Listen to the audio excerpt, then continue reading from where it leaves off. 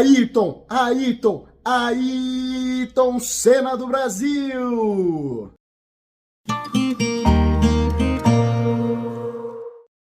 E aí, pessoal, espero que estejam bem. Eu sou Cristiano Fontes e trago um pitaco seriático. Senna, a superprodução da Gulani para Netflix, dirigida por Vicente Amorim e Júlia Rezende.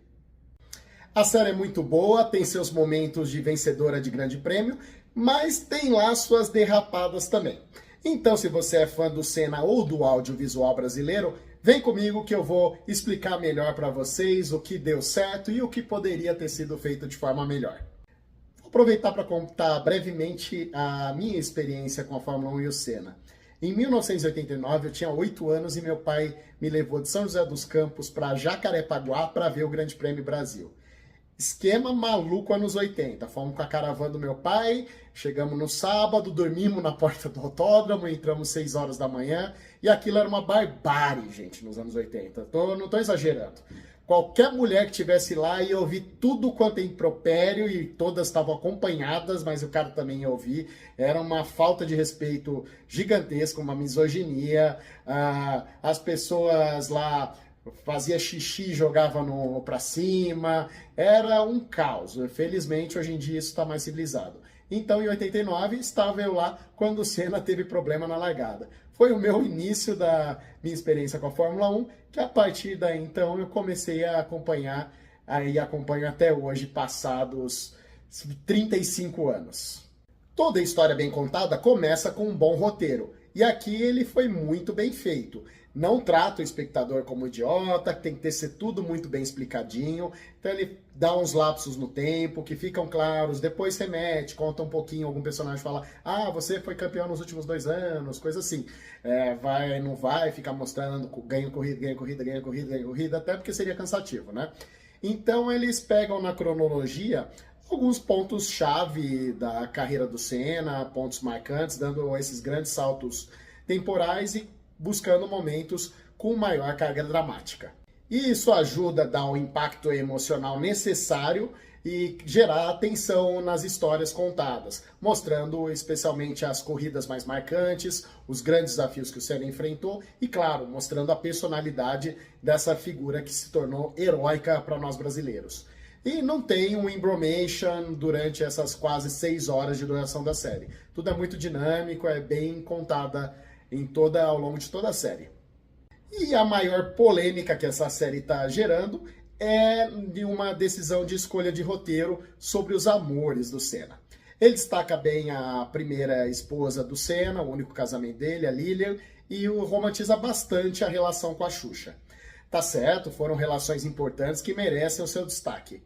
Mas e a Galisteu, com quem ele estava quando morreu? Como fica nisso daí? Pois bem, ela vira quase que uma figurante na série. É uma modelo bonita que está lá na festa da vitória do Senna do GP Brasil de 93, que troca uns beijos lá com ele, troca o telefone e depois mostra ela numa ligação super curta com ele na véspera da morte dele. Essa abordagem foi uma exigência da família Senna que queria até mesmo excluí-la da série. Mas os produtores disseram que não seria possível, então eles concordaram com essa participação mínima dela. E isso daí já vem desde o velório do Senna, né? Quando a família Senna colocou a Xuxa de viúva oficial e escanteou a Galisteu.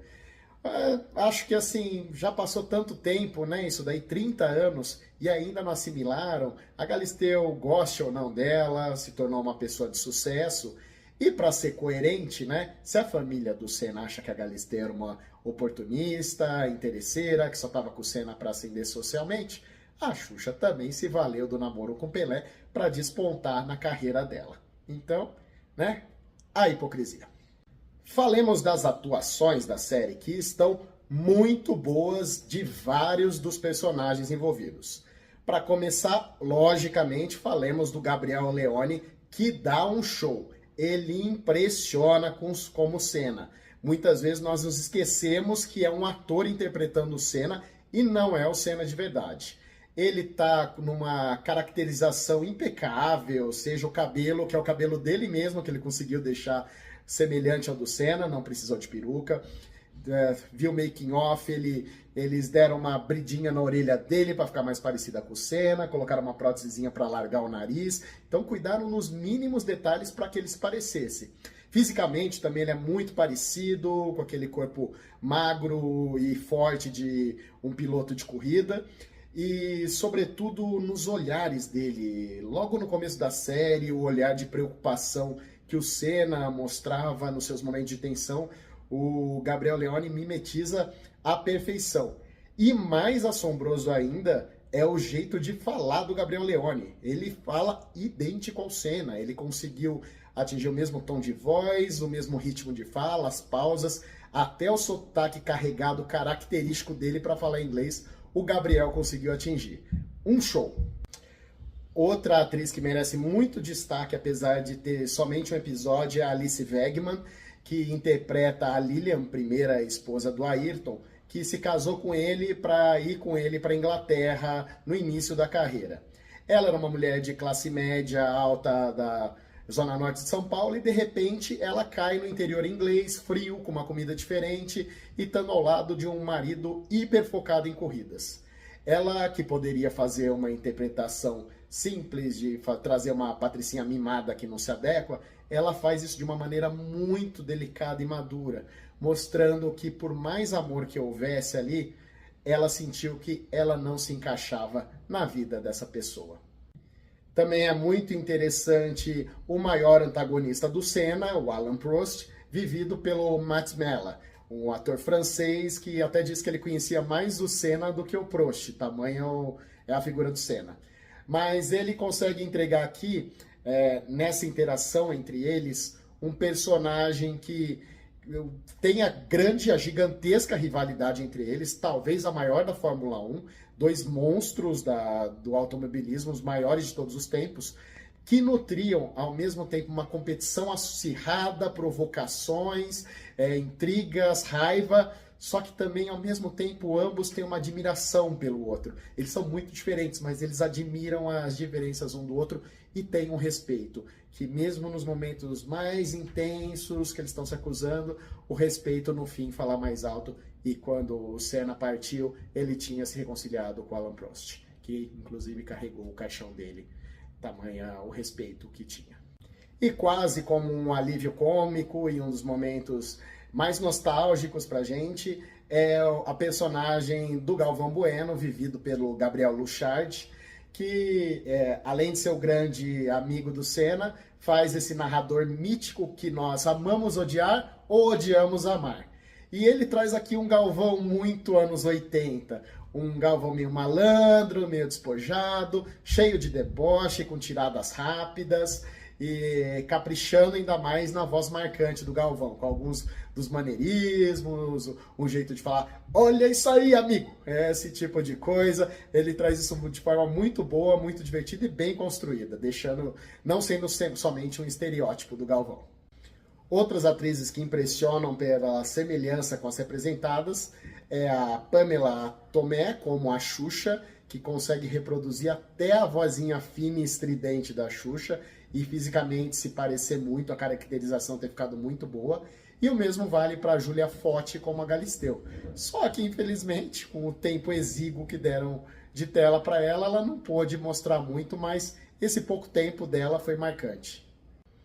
E quando o assunto é produção, Senna é de primeira qualidade. Não fica devendo nada a produções hollywoodianas. A equipe de produção teve um trabalho fenomenal de reconstruir vários carros, buscar várias locações pelo mundo, utilizar massivamente computação gráfica na recriação de cenários, carros, corridas e tudo mais. E isso nos leva, com certeza, para os anos 80, 90, no auge da Fórmula 1. Eles chegaram em minúcias até de gravar sons dos motores da época para levar os fãs do automobilismo realmente para aquele lugar. Quem conhece o som daqueles motores vai se sentir agraciado pela série. Figurino e maquiagem também são espetáculo. Os figurinos recriaram todos os macacões do Senna nos mínimos detalhes, então parece que realmente aquele é o macacão que o Senna vestia e não uma recriação do estúdio. A fotografia do filme também se destaca, série, Ela tem 4 momentos distintos, tem uma fotografia voltada para o Brasil e família que é mais quente, calorosa, tem a fotografia dos primeiros anos do Senna na Inglaterra, uma fotografia fria, distante, para passar solidão. Já na época da Fórmula 1 é tudo com uma saturação muito grande, tudo muito colorido, exagerado, para mostrar a artificialidade daquele ambiente. E por fim, no último episódio, o Senna na Williams, eles buscam muito branco, muito azul, uma coisa etérea, já simbolizando a partida do nosso ídolo. Mesmo com essa grande produção, não dá para não mencionar alguns erros aí, algumas derrapadas, como eu disse antes. Por exemplo, a parte dele na Inglaterra parece que ele sempre está correndo no mesmo autódromo, é sempre o mesmo pit wall que eles estão, tudo está acontecendo lá toda vez, ele não corre em outros lugares. Outro aspecto, às vezes a edição de corrida também é muito repetitiva, é muito aquela edição rápida entre olho do piloto, capacete, carro, torcida, volante, pedais, e fica repetindo, toda se repete. Fazer isso uma vez seria legal, mas fica sempre, acaba tornando aquilo lá cansativo. Apesar do que um detalhe interessante é que exploraram nos pedais a técnica peculiar do Senna, na mesma época, de, durante a curva, pisar várias vezes no acelerador, dar várias bombadinhas no acelerador. Foram detalhistas a esse nível. Por fim, também, nesses escorregados da produção, o primeiro título do Ayrton Senna é muito emocionante, mas o terceiro título acaba parecendo mais do mesmo. Foi uma repetição daquele lá, a galera de madrugada comemorando o Brasil, toca a música de novo e tal. Ficou muito repetitivo. Podiam ter feito de outra forma o terceiro título do Ayrton. E não vamos deixar de dizer também do ponto baixíssimo da carreira do Senna, o segundo título dele em 1990. Em 1989, para quem não sabe, o Prost fechou ele, engavetaram e prejudicou o Senna, depois disseram que o Senna foi desclassificado, tem toda a história, vai ser contada muito bem na série. Mas em 90, o Senna, de forma vingativa ao extremo e extremamente agressiva, jogou o carro na primeira curva do GP de Suzuka a 200 por hora em cima do Prost. Ele podia ter matado os dois naquilo lá. Ele nunca se orgulhou muito disso, mas meio que aquela coisa quis dizer que era justificado pelo que tinham feito com ele. E a série, assim, levanta questionamentos, a jornalista fictícia lá que acompanha na série lança uma matéria dizendo se ele era um bom exemplo e tal, mas no fim ela diz que sim, ele era um bom exemplo, então tentam justificar o injustificável. Por mais que se entenda os motivos do Senna fazer aquilo foi algo sujo que ele fez e não dá para passar despercebido, mesmo em meio a todas as coisas maravilhosas que ele fez como pessoa e como atleta. Apesar das escorregadas, como o apagamento da Galisteu, a edição que às vezes falha, uma passada de pano para o pior erro da carreira do Senna, a série evoca fortemente a nostalgia daqueles que têm 35 mais, meu caso, ou de quem não conheceu o Senna e vai ter oportunidade de conhecer melhor a trajetória e os momentos mais marcantes desse ícone. Essa parceria da Gulani e da Netflix com certeza vai emocionar o público brasileiro e vai levar o nosso audiovisual para o mundo inteiro por conta do alcance da Netflix. É uma ótima série, vale muito a pena assistir. Nota 8.